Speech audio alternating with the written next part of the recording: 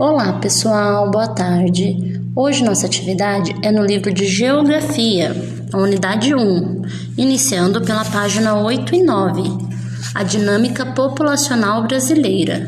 Observe bem essas duas imagens, uma tirada no município de São Paulo, outra no município de Campinas. Observe as diferenças, o que uma traz a outra não, como é a rua de uma, como é da outra, as casas. E depois vocês irão responder a número 1 e 2, pode ser no caderno, vocês colocam lá. Livro, de geografia, no caderno de geografia, página 8 e 9, exercício 1 e 2. Então aqui, vamos conversar. No Brasil, dependendo do lugar e as condições de vida da população, podem ser muito diferentes. Vocês irão observar a imagem 1 e 2 e irão responder qual é a diferença que você observa dos dois lugares. E a 2, na sua opinião, qual dos lugares mostrados proporciona melhores condições de vida aos moradores? E aí, vai para a próxima página. Quantos somos e onde vivemos? Brasil, país populoso, mas pouco povoado. Em 2015, de acordo com as pesquisas realizadas pelo Instituto Brasileiro de Geografia e Estatística, o IBGE, a população absoluta ou total do Brasil era de cerca de 205 milhões de habitantes. Com a quinta maior população do mundo, o Brasil é considerado um país populoso. Mas, se por um lado o Brasil tem um elevado número de habitantes, por outro, o país é pouco povoado. Sua densidade demográfica ou a população relativa é baixa, 24 habitantes por quilômetro quadrado. Na tabelinha aqui do lado, vocês podem observar os países e a população de cada um. E o Brasil, como dito no texto, está ao quinto, abaixo da Indonésia. Distribuição da população do território. No Brasil, a população não se distribui de forma regular pelo território. O que isso quer dizer? Toda cidade, estado, não é a mesma quantidade de habitantes. Por exemplo, próximo da gente, aqui em Taubaté, não é a mesma quantidade de habitantes que Tremembé. Até porque cada um tem quilômetros quadrados diferentes, e é isso que a gente vai ver um pouquinho agora. Ela se concentra mais em algumas áreas e menos em outras. Podemos perceber essa irregularidade ao comparar a densidade demográfica nas regiões brasileiras. Vamos observar a tabelinha aqui embaixo. Por exemplo, aqui, Brasil e regiões. No caso do Brasil, o país que temos a população de 204 milhões e 900, a área do Brasil é de 8.515.767. E a densidade demográfica, o que significa? O número de habitantes por quilômetro quadrado é de 24. Isso acontece no Brasil, falando de país. Depois, nos estados, vem descrito abaixo. No norte, tem a população e a área, aí só 5 habitantes por quilômetro quadrado. Aí vem o Nordeste, Centro-Oeste, o Sudeste e o Sul. Vocês vão observar bem essa tabelinha e vão responder o número 1 e 2 da página 10. Olha lá a pergunta. Qual a região brasileira em que tem a maior densidade demográfica e a maior e a menor? Vocês vão olhar na quarta coluna dessa tabela e vai observar qual é o maior número de habitantes por quilômetros quadrados. Vai olhar qual é o maior e vai ver qual é o estado referente. E depois a mesma coisa com o menor. O 2. Qual a densidade demográfica da região onde você vive? Você vai pesquisar aí e vai colocar pra gente. Pra mim. Depois manda pra minha atividade. Na página 11, também podemos observar a irregularidade na distribuição.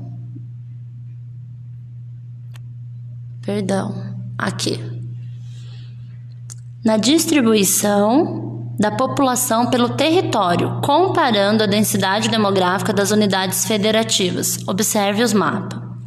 Aqui tem o mapa do Brasil e cada estado tem uma cor.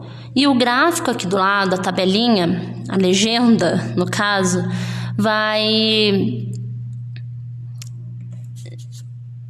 está colocando qual é a densidade demográfica. Até 5,0 ao amarelo mais claro. Vocês podem observar que quanto mais escuro vai ficando a cor, maior é o número da densidade demográfica do estado. Vocês irão observar esse mapa, essa tabelinha aqui, essa foto, e vão responder as questões 3 e 4. A 3. Quais são as unidades federativas mais povoadas e quais são as menos povoadas? É igual ao exercício do 1, mas na 1 vocês viram no gráfico e agora vocês vão ver aqui no mapa. Aí vocês irão observar lá qual é o estado que está mais escurinho e vai aumentando as cores vermelhas. Vão colocar a maior, depois a menor, que é dos amarelo claro, né? Depois o 4. Em que faixa de densidade demográfica está a unidade federativa onde você vive? Nós vivemos, qual é o nosso estado? São Paulo, nossa cidade, Taubaté. Aqui, como não está falando de cidade, está por estado, então você vai observar como é a de São Paulo, tá bom? Vai responder o número 4 e depois vai para a página 12. Que eu fui para o 17.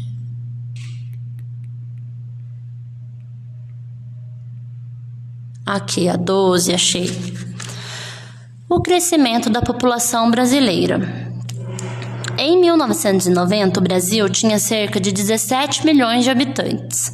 No ano de 2015, a sua população era de aproximadamente 205 milhões de habitantes. Os fatores que influenciam o crescimento da população de um país são o crescimento natural ou vegetativo e o saldo das migrações internacionais. O crescimento natural ou vegetativo corresponde à diferença entre a taxa de natalidade e a taxa de mortalidade. A taxa de natalidade indica o número de nascidos vivos para cada grupo de 1.000 habitantes de um país. A taxa de mortalidade indica o número de mortes para cada grupo de 1.000 habitantes do país. Para indicar essas taxas, utiliza-se o símbolo, lê-se por 1.000. E aqui isso também está falando sobre o saldo de migrações internacionais, correspondente à diferença entre a quantidade de migrantes e de emigrantes do país. Para relembrar o que é o migrantes ou emigrantes, tem um glossário aqui do lado, que no caso o emigrante refere-se às pessoas que saem de seu país de origem para viver em outro. E o imigrantes é as pessoas que entram em um país que não é o de sua origem, e nele fixam residência. E aí vem a atividade 5, A, B e C para fazer. Está pedindo para observar o gráfico de natalidade e mortalidade referente aos anos de 1990 a 2015. E aí vocês podem ver aí que o laranja é a taxa de natalidade e o verde é a taxa de mortalidade. Então a letra A já está perguntando assim, o que esse gráfico mostra? É o que a gente acabou de falar, né? O que eu falei para vocês sobre a taxa de natalidade e mortalidade. Em que período? Vocês observam aí e escrevem. O B, com base nos dados do gráfico, calcule o crescimento vegetativo do Brasil nos anos de 1930, 65 e 2015. Explique como você fez o cálculo. Aí depois, na C, como você explicaria a evolução do crescimento vegetativo do Brasil nesse período? Vamos lembrar lá o que é o vegetativo, que corresponde à diferença entre a taxa de natalidade e a de mortalidade. É o que disse no texto. Então, na Bíblia, vocês irão pegar o ano que está pedindo, olhar lá no gráfico e fazer uma continha aí entre um e outro. Depois você vai explicar esse cálculo. E a C vai explicar a evolução do crescimento. Por que será que teve? Tenta dar uma lida de novo no texto, para ver se no texto acha. E depois nós iremos para a página 13. Mudança de crescimento da população. A partir da década de 1960, o crescimento da população brasileira começou a diminuir. Um dos motivos para essa queda foi a diminuição acentuada da taxa de natalidade. Observe novamente a taxa de natalidade nos anos de 1995, de 65 a 2015, no gráfico da atividade 5 da página anterior. Então, vamos dar uma olhadinha lá na página 12 de novo. Essa queda da taxa de natalidade pode ser justificada pela diminuição da taxa de fecundidade do Brasil. A taxa de fecundidade indica o número médio de filhos por mulher. Observe o gráfico ao lado. Então, do lado, número médio de filhos por mulheres, de 0 a 6 filhos. E nos anos de 1960 a 2015. A redução da taxa de fecundidade, vocês podem observar que antes era 6 e foi caindo até no ano de 2015 chegou a 2. Então, o que é essa redução? Está relacionada à diversidade de fatores, como o aumento da escolaridade e da participação da mulher no mercado de trabalho e o planejamento familiar, que permite aos casais decidir quantos filhos querem ter com base nas condições de vida que poderão oferecer a eles. Então, está dizendo que a redução é por 3 motivos. O aumento da escolaridade, as mães começaram a estudar mais, as mulheres, no caso, as mães começaram a trabalhar mais em vez de ficar em casa, começou a entrar no mercado de trabalho.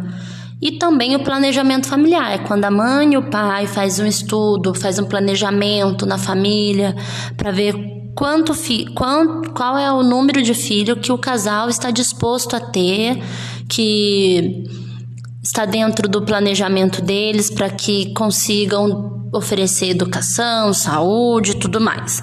E aí vem a pergunta 6 e 7, que pode responder no caderno também, porque não tem muito espaço. De acordo com o gráfico, qual era o número médio de filhos por mulher no ano de 1960 e no de 2015? Vai olhar lá em 1960 no gráfico da página 13 mesmo, vai olhar a quantidade de filhos e depois em 2015 a quantidade de filhos. 7. Você considera importante a inserção da mulher no mercado de trabalho? Justifique. A 7 é uma pergunta pessoal. Uma resposta pessoal. Você vai dizer se é importante a mulher entrar no mercado de trabalho. Qual seria esse mercado? Fábrica, indústria, casa de família, qualquer tipo que a mãe, no caso, não esteja trabalhando em casa, cuidando dos filhos e da casa, e sim para fora, com mais diverso tipo de emprego que podem ter, né? Então, a 7 é isso. Agora vamos para a próxima atividade, na página 14 do livro. Aqui. Mulheres chefes de família. De acordo com o IBGE, em 2015, cerca de 52% da população brasileira era composta de mulheres.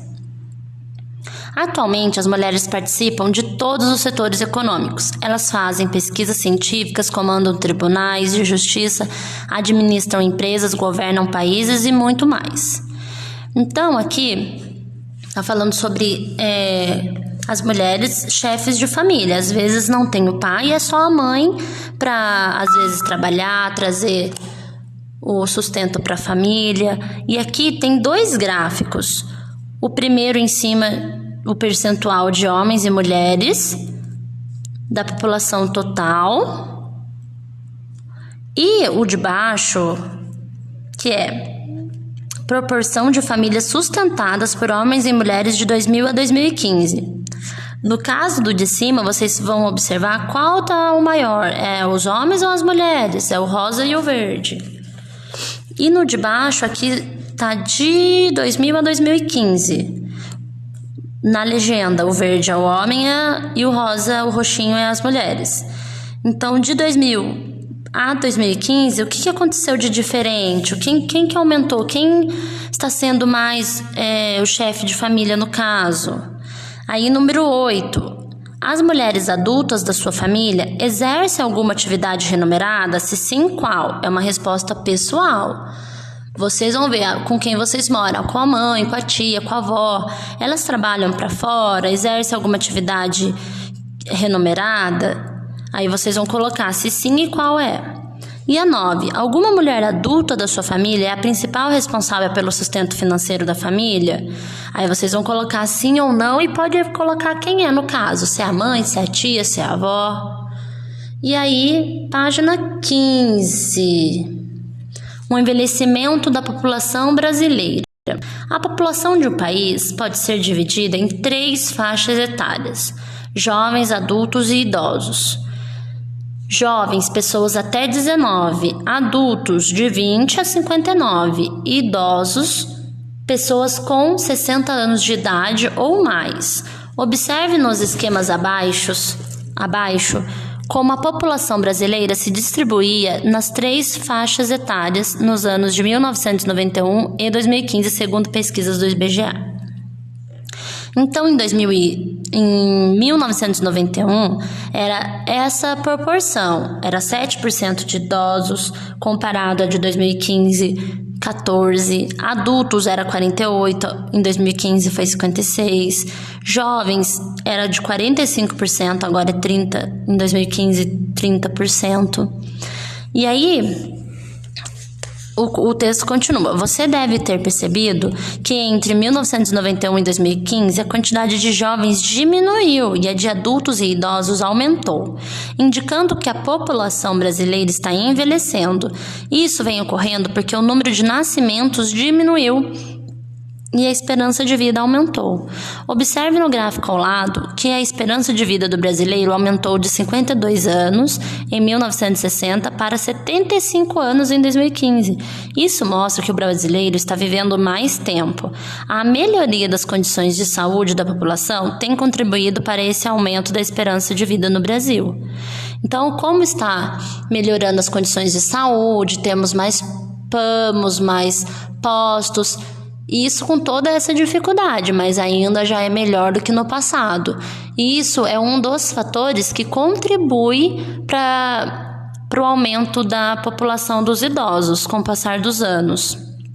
Aí a número 10 também é outra resposta pessoal. Em sua família há idosos? Se sim, quem são? Depois a página 16, que é o direito das mulheres no Brasil. O texto que você vai ler mostra uma sequência de fatos ao longo do tempo sobre a história dos direitos das mulheres no Brasil. Os direitos das mulheres no Brasil. Aí tem um pequeno texto, eu vou deixar vocês lerem para esse vídeo não ficar muito extenso. E aí vem as perguntinhas embaixo, que é para responder no caderno. De que trata o texto? Logo no título já está dizendo, né? As mulheres sempre tiveram os mesmos direitos que os homens? Sim, não, explique o porquê. Vai achar aqui no texto também. Atualmente, as mulheres sofrem discriminação? Também está no finalzinho do texto, sobre essa resposta. Mas as mulheres ainda sofrem discriminação, o que pode ser visto na diferença salarial entre homens e mulheres que ocupam o mesmo cargo, na violência, e muitas sofrem todos os dias. Então, é só prestar atenção no texto que vocês vão conseguir responder a página 16 e 17. A 4. Quais expressões do texto indicam a passagem do tempo?